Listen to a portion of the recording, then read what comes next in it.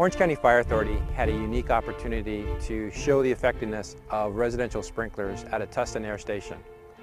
We took two buildings that were fire loaded the same, which means the combustible material inside the buildings were as close to identical as possible. The only difference between the two was one was equipped with fire sprinklers while the other was not.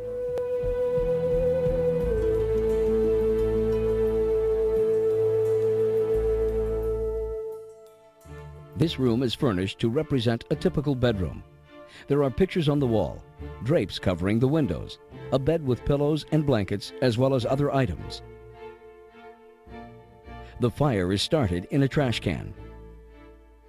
As the fire grows, it starts to make a run up the drapes. It takes just 60 seconds to activate the smoke alarm down the hall. As the temperature rises and the toxic smoke becomes dense, your chance of survival decreases by the second. The temperature in the room has risen so fast that your next breath would sear the lining of your lungs if the toxic smoke hasn't already taken your life. Listen closely. You can hear the hallway smoke alarm melting as the fire, radiant heat, and smoke spread throughout the rest of the structure. This time, smoke and flames attract neighbors' attention. Fire emergency. I'm walking by a residence at 6830 Super Stallion, and there's fire and smoke actually coming out of an upstairs window. Once the 911 call has been received, it will take approximately 6 minutes until the first unit arrives on scene. Orange County Fire Engine 222. We have a six-plex, two-story residence, well involved, unit on the second floor. Start second alarm.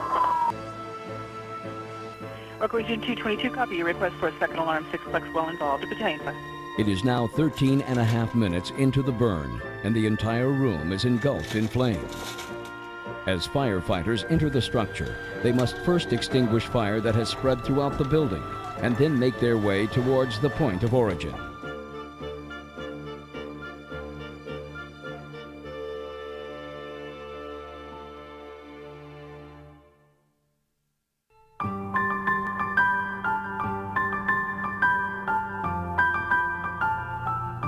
In this room, the smoke alarm was placed in the bedroom and activates 10 seconds after ignition.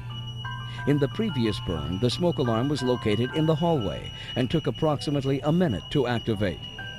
We see the same fire behavior displayed as before as it rises from the trash can and continues to grow and become hotter. As it grows and consumes the combustibles on the wall, the fire begins to roll across the ceiling. The sprinkler then activates, cooling down the room, and within minutes puts out the fire. Keep in mind, in the previous burn, the fire department didn't even arrive until 6 minutes after the 911 call.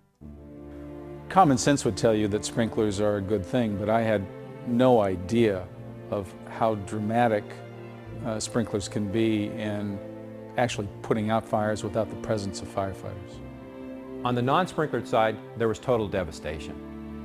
The only thing that remained was the frame of the bed and wire hangers in the closet where the clothes once hung. The fire gutted the entire room. When you looked at the damage throughout the rest of the structure, what I thought was interesting was there was still a substantial amount of damage, but there was no what we call fire loading in the rest of the building, which would mean furniture and other combustibles. So it completely destroyed that entire room. In fire prevention, what really surprised us was the temperature.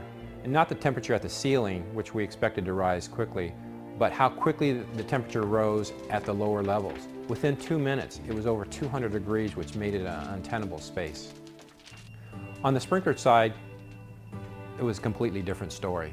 As the fire moved up the walls and started lapping at the ceiling, the sprinkler activated and extinguished the fire within a very short period of time. You had a little bit of scorching on the wall, some damage to the container where the origin of the fire was in the trash can, and a little bit of water, and that was pretty much it. There's no question that fire sprinklers save lives. There's no question that they work. The reason why you don't hear about it is that it is a non-news event, in that nobody dies, seldom is there an injury, and there's very little property damage. We'll respond units. By the time we get there, we cancel the rest of the units as a small mop-up operation, and that's all that's done. I understand that developers, people who build homes and apartments and commercial buildings, have a lot of heartburn over sprinklers because they do add cost, they add expense to construction. But I would suggest to you that any developer, any builder who actually sees a demonstration, a real-life demonstration of what sprinklers do will change their mind rather quickly. What really convinced me was how quickly the sprinklers attacked the fire, how quickly the temperatures dropped, and it would have given, I think, any occupant a reasonable opportunity to get out. This is one of those add-ons that is just a kind of a no-brainer, it seems to me. Yeah, you're going to pay another, $1,500, $2,000, $2,500 in the price of your home for sprinklers, but look what you get for it. I mean, people are paying far more than that kind of money for some ridiculous cosmetic improvements in their homes, and they pay it willingly. People see fire sprinklers portrayed differently in the Hollywood through movies. For example, you might see the prankster that takes a match and lights off a sprinkler head, and then the whole building, all the sprinklers start spraying water, and that just doesn't happen. It's just the one sprinkler head over the fire, and as the fire grows, there may be a few other sprinkler heads that activate, but you don't have the deluge throughout the entire structure like they portray in the movies. Residential fires are not only dangerous to civilians, but to firefighters as well.